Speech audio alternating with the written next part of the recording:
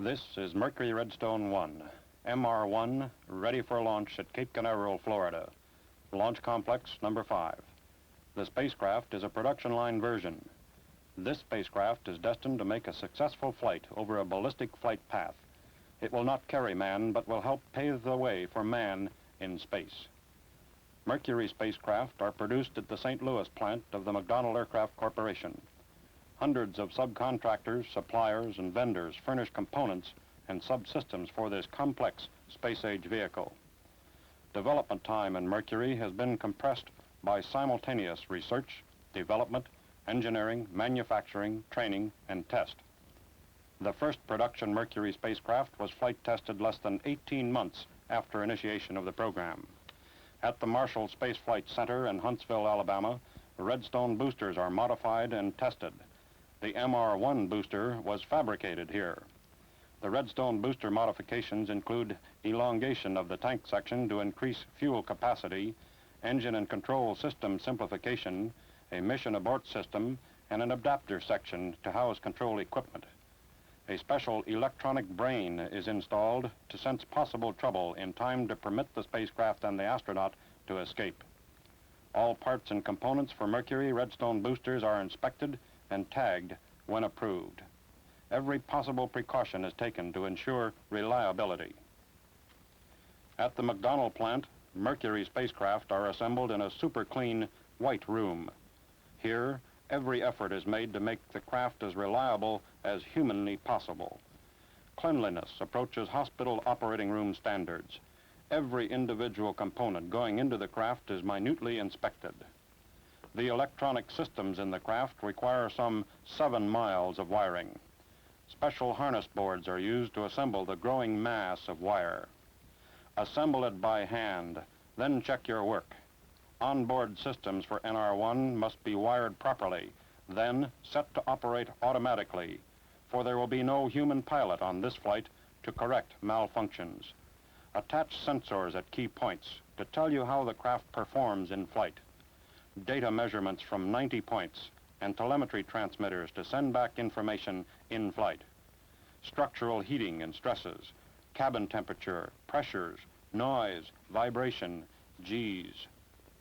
The airframe grows with its double-walled afterbody with insulating material between the walls. The heat-resistant shingles are in place. It begins to look more like a Mercury spacecraft now. Add components, then check your work again. Every subsystem is tested and retested to make sure it operates properly. Combine subsystems and test them again. Record your data. Then complete systems test.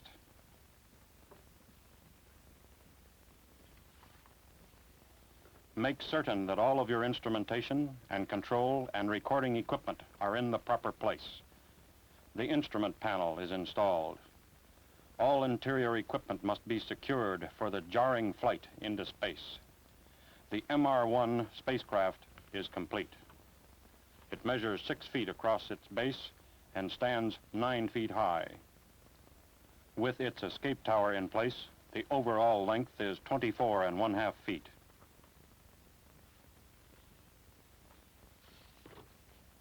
The completed MR1 spacecraft was airlifted to the Marshall Space Flight Center, where it received extensive compatibility tests with the MR1 booster.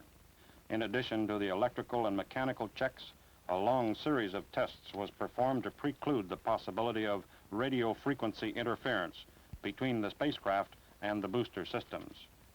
In addition, the booster spacecraft combination underwent a simulated countdown, launch, and flight, using the same checkout and firing panels used at Cape Canaveral for the actual launch.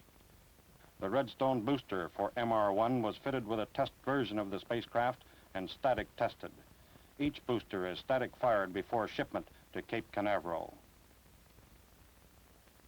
When the spacecraft arrived at Cape Canaveral, it is sent directly to Hangar S. It had been checked and tested again and again, first at McDonnell, then at Huntsville. But the pyramid of testing had just begun. Immediately after arrival, it rolls into Hangar S. Inspect its heat-resistant outer skin to be sure it has not been damaged in moving.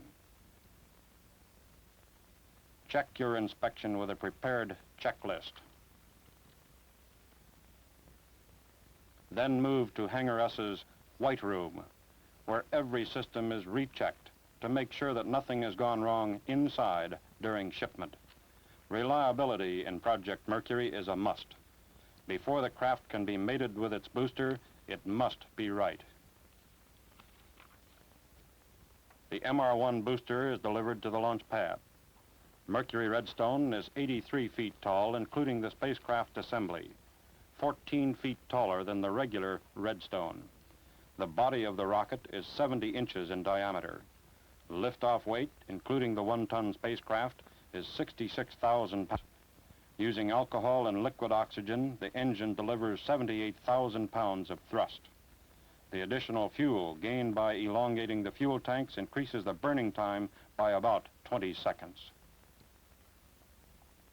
The spacecraft arrives at the launch pad. Time now for booster and spacecraft to be mated. Mercury-Redstone 1. After mating, the pyramid of testing continues. All the subsystems, all the systems must now fit together like a hand in a glove and function perfectly. The Mercury-Redstone program has two objectives: qualify the spacecraft in the space environment and provide training for the astronauts. On November 7, 1960, the MR1 countdown for launch progressed for more than 12 hours. During the last 4 hours, concern mounted over apparent pressure leakage from the attitude control systems. Less than 1/2 hour before launch, the mission was scrubbed. Before launch could be rescheduled, the attitude control system had to be repaired and a complete checkout performed on the booster and the spacecraft. On November 21, 1960, MR1 was again scheduled for launch and the countdown began. Everything proceeded normally, and all checks forecasted a successful launch. The repaired attitude control system on the spacecraft checked out perfectly. Weather was good all the way down the Atlantic range. Tracking and telemetry equipment were completely operational and ready to go. The recovery forces were deployed in the prescribed landing area, ready to pick up the spacecraft. The countdown neared 0.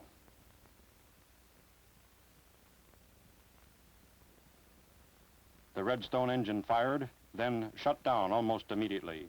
The escape tower fired. The antenna canister lid opened, the drogue chute popped, followed by the main chute, and then the reserve parachute. When the spacecraft received the engine shutdown signal, it began to do exactly what it was supposed to do.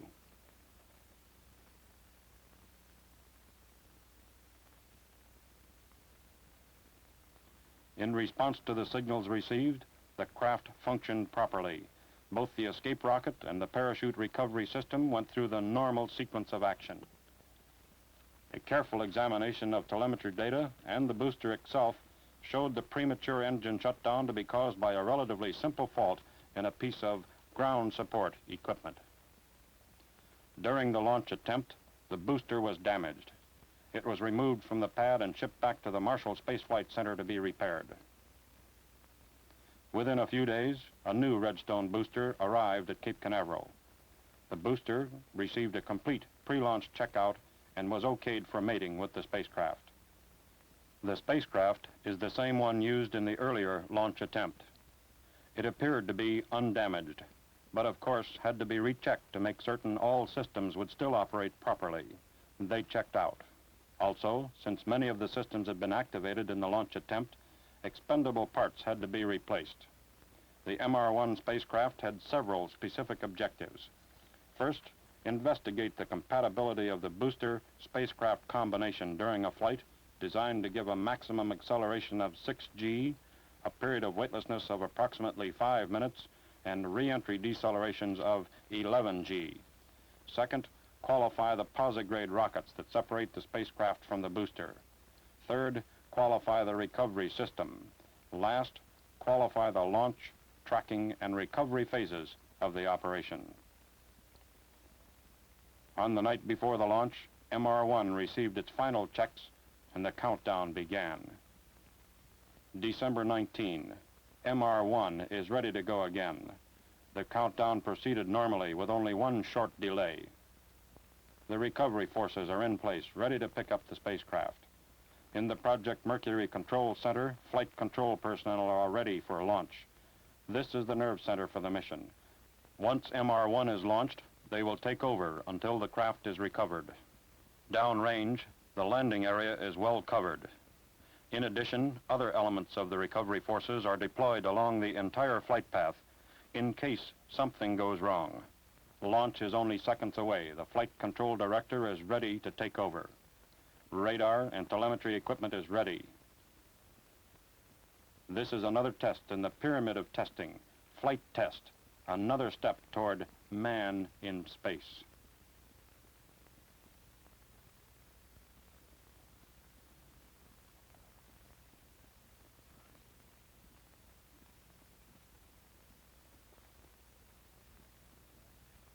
After a perfect launch, MR1 followed a normal flight test profile. The spacecraft, weighing about 1 ton, follows a ballistic arc, peaking at approximately 130-mile altitude and landing 235 statute miles downrange. The complete flight takes 16 minutes and provides a little over 5 minutes of weightlessness, or 0G. At booster burnout, the cone-shaped spacecraft is traveling a little over 4,000 miles an hour.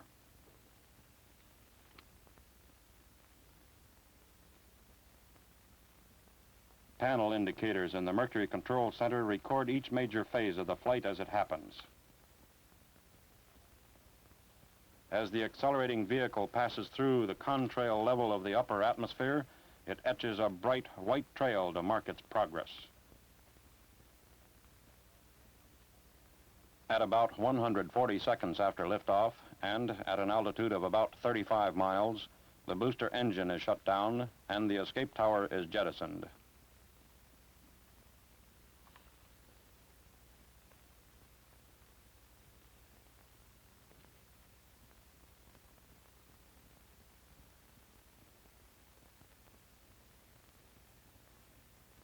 Here, on a condensed timescale, are the events which occur in flight, in space. Fire the posigrade rockets to separate the capsule from the booster. Set up the retro firing attitude. Fire the 3 retro rockets. Then jettison the retro rocket packet and retract the periscope. As the spacecraft encounters more dense atmosphere, landing and recovery sequence begins.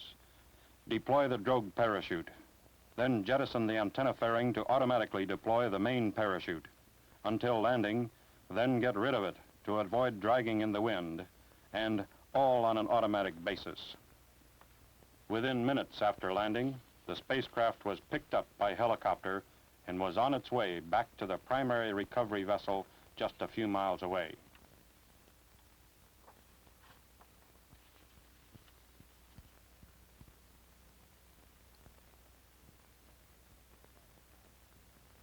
Radar chaff, dispersed at 10,000 feet as the main chute was deployed, provided a radar target. The underwater SOFAR bomb gave an audible landing point indication. The radio beacon was received loud and clear in the search aircraft. Sea marker dye helped the helicopters sight the craft in the water. The MR1 flight test objectives were all accomplished. Other, increasingly complex flight tests will follow. Back at Cape Canaveral, Mercury Project Director Robert R. Gilruth gets the first post-flight look inside the craft and looks well pleased at the successful results of the MR1 flight test.